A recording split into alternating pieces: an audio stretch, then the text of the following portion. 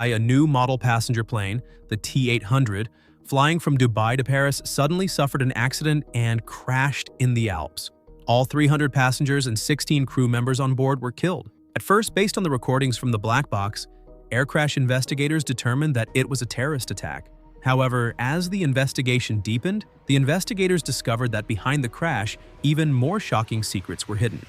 The story's protagonist, Mathieu, is an engineer investigator at the French Bureau of Air Crash Investigation. Mathieu is meticulous, rigorous, and has an extraordinary sense of hearing. He can always pick out subtle clues from noisy sounds, making him an outstanding performer in his work.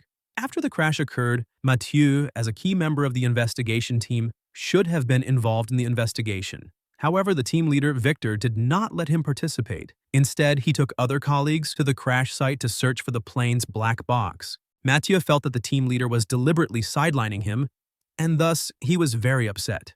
That day, he left work early and went to a cocktail party hosted by his girlfriend's company, trying to use the occasion to relieve his frustration. Mathieu's girlfriend, Noémie, is the marketing director for a major airline company, the very company that manufactured the crashed aircraft. Today was the company's global promotional event for the new T-800 passenger plane. The attendees of the cocktail party were all high-ranking figures from the aviation industry. They had all heard about the crash but pretended to be deaf and blind. No one was willing to mention it at such an occasion. Xavier, the owner of a cybersecurity company, came over and joked with Mathieu, saying that it had better not turn out to be a technical problem with the plane, or else he would be finished. Because Xavier's company happened to provide cybersecurity services for the T-800 model, the very aircraft that crashed. On the drive home after the party, Mathieu asked his girlfriend whether the T-800 model had any technical flaws. His girlfriend immediately replied that the model had no problems whatsoever. Just then, the car radio broadcast breaking news. The black box of the crashed plane had been found. The next morning, as soon as Mathieu arrived at work, he was called into the office by the department head. It turned out that the team leader, Victor, had mysteriously disappeared. The supervisor had no choice but to assign the task of decoding the black box to Mathieu. Mathieu quickly discovered that much of the black box data was already damaged, with only the cockpit voice recording preserved intact. From the recording, Mathieu heard that before the accident, the captain had switched the aircraft to autopilot mode, and then allowed a flight attendant to enter the cockpit to deliver a meal. After the flight attendant entered, the captain, disturbed by a piercing electrical noise, removed his headset. Immediately afterward, the recording became chaotic and unclear. Before long, the sound cut off abruptly. According to the recording, the crash time was confirmed to be 7:53 a.m. The cause of the accident should be hidden within that chaotic and unclear audio. Mathieu listened to the recording over and over again, and finally, with his keen hearing, he was able to identify the sound of a lavatory door opening, hurried footsteps, and a man's voice shouting, "Allahu Akbar." Based on these sounds, Mathieu initially inferred that the crash might have been a terrorist attack. He surmised that a terrorist had hidden in the lavatory nearest to the cockpit beforehand, and then, taking advantage of the flight attendant delivering meals, forced his way into the cockpit. The police subsequently reviewed the list of deceased passengers and discovered that one male passenger was a strange man who had previously made extremist remarks and whose computer contained a significant amount of extremist propaganda videos. As a result, the police also preliminarily classified the crash as a terrorist attack. However, the matter did not end there. Mathieu soon uncovered a new lead. One female passenger had left a voicemail for her husband shortly before her death, describing her panic and unease. This recording continued all the way up to the moment of the crash. Strangely, based on this voicemail, the crash time could be inferred as 7:56 a.m., while the black box recorded the crash time as 7:53 a.m. There was a full 3-minute discrepancy between the two recordings. Moreover, the voicemail captured what sounded like an emergency landing alarm, but this alarm sound was completely absent from the black box recording. And if an alarm was triggered on the plane, it was most likely because the aircraft itself had suffered a malfunction, not because it had been attacked, contrary to their earlier assumptions.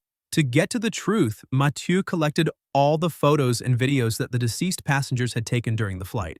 Using this information, he reconstructed the seating arrangement in his mind. He then rebuilt the scene based on the content of the voicemail. As a result, he discovered that the supposedly suspicious Muslim passenger had been seated in the emergency exit row the whole time, with no opportunity to slip into the lavatory near the cockpit, because a first-class cabin separated them. Moreover, the flight attendant was distributing meals at the time, and the meal cart happened to be blocking the narrow aisle. In other words, Mathieu's earlier hypothesis that a terrorist had hidden in the lavatory might have been completely wrong. The shout of Allahu Akbar might not have been a terrorist slogan, but instead could have simply been a desperate prayer from a passenger facing imminent danger. Mathieu reported his new findings to his supervisor, but the supervisor advised him not to overthink it. The top priority, the supervisor said, was to quickly finish the investigation report to avoid complicating matters and attracting unnecessary trouble. However, Mathieu, being someone who always pursued the truth, was not willing to just brush things off. Thinking back to the mysterious disappearance of the team leader Victor, he suspected that even deeper secrets were hidden behind the incident, and that Victor might have discovered something which led to his sudden vanishing.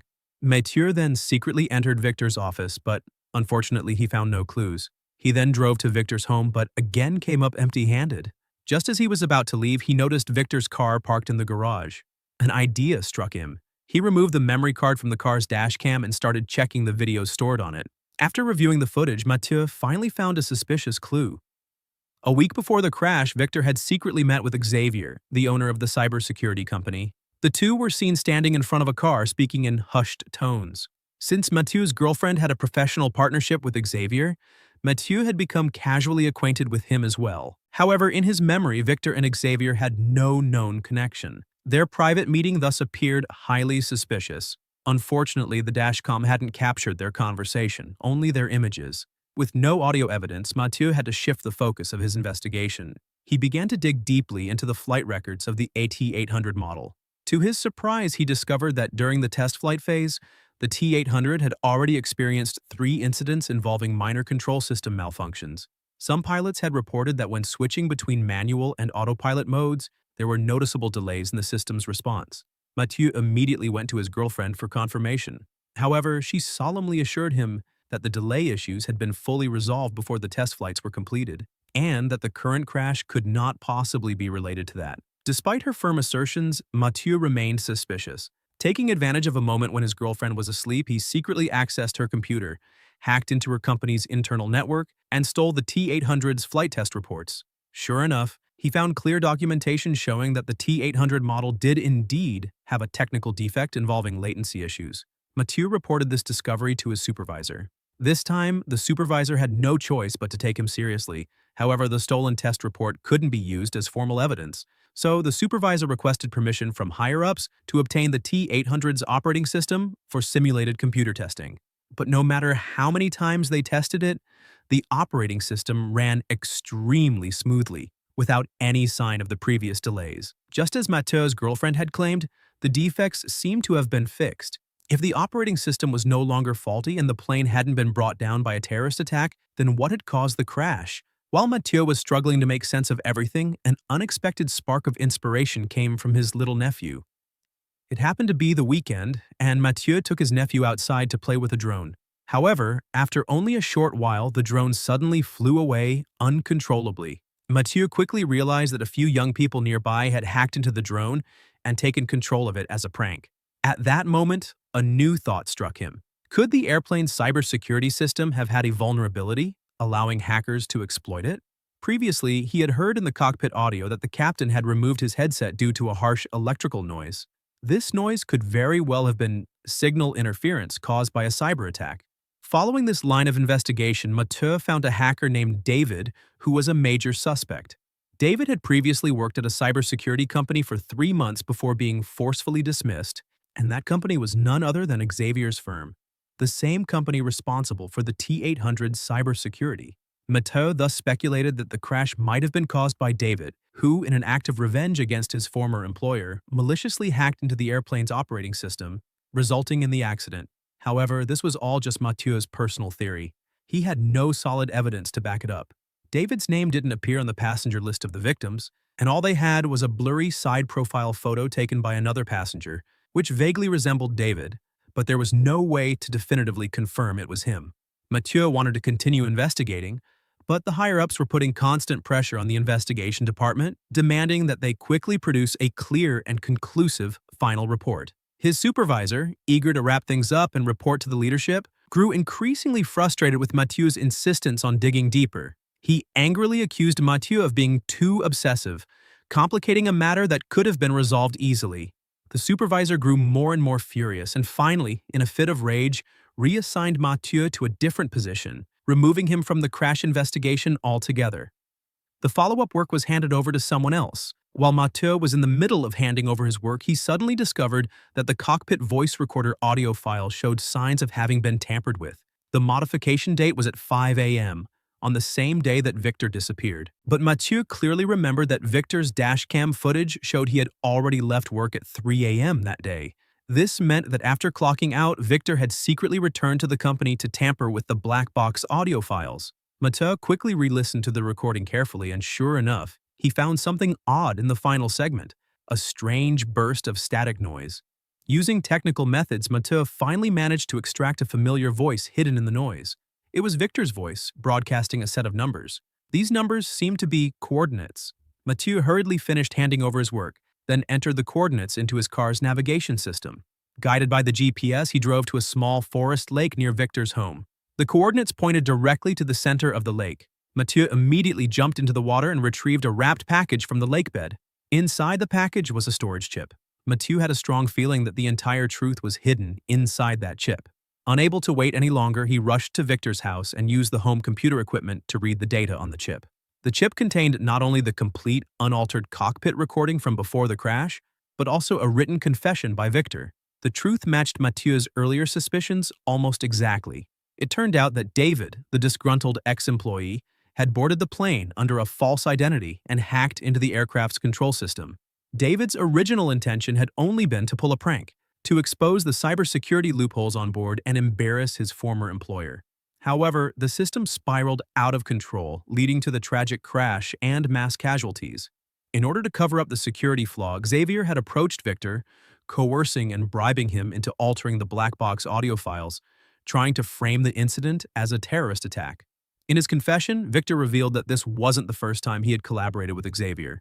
In the past, in order to help his company go public, Xavier had repeatedly bribed Victor to falsify data in other flight incidents.